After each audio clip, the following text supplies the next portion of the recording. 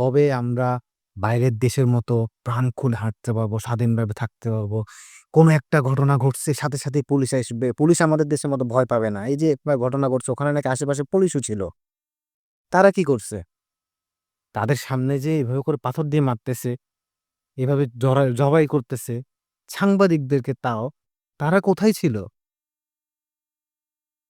এই ধরনের সাহসী সাংবাদিকগুলোর জন্যই আমাদের আগে, আগে না কিছু, কিছু বিচার হয়েছিল। এই সাংবাদিক এ ধরনের বিষয়গুলোর জন্য আগে কিছু, কিছু বিচার হয়েছিল। একদম হয় নাই সেটা আমি বলব না। কিছু, কিছু বিচার।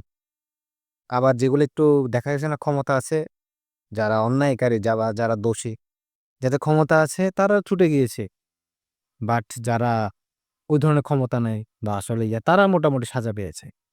বাট এখন একের পর এক যে ঘটনাগুলো ঘটছে, গাজীপুরের ঘটনা, এই যে বস্তাতে টুকরো করে লাশ রেখে গিয়েছে।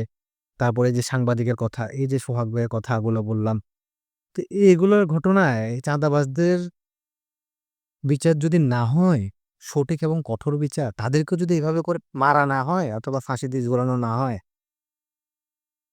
কখনো এ দেশের পরিবর্তন আসবে না।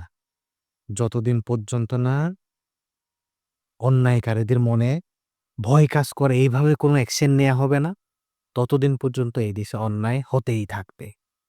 কেউ থামাতে পারবে না।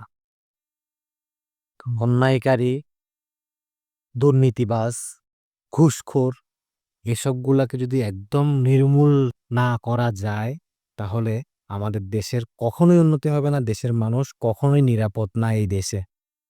সবাই আস্তে, আস্তে দেশ ছেড়ে দেশের বাইরে চলে যাওয়ার চিন্তা করবে। আমি নিজেই মনে করি যে এটাই বেটার। কারণ আপনি দেশে শান্তি পাবেন না।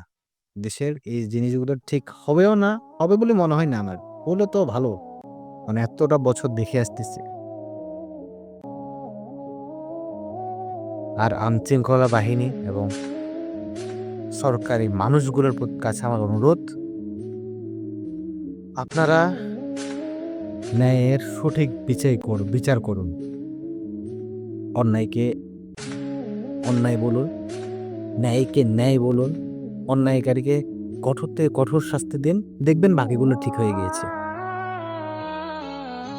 নয়তোবা আমাদের দেশ কখনোই ঠিক হবে না।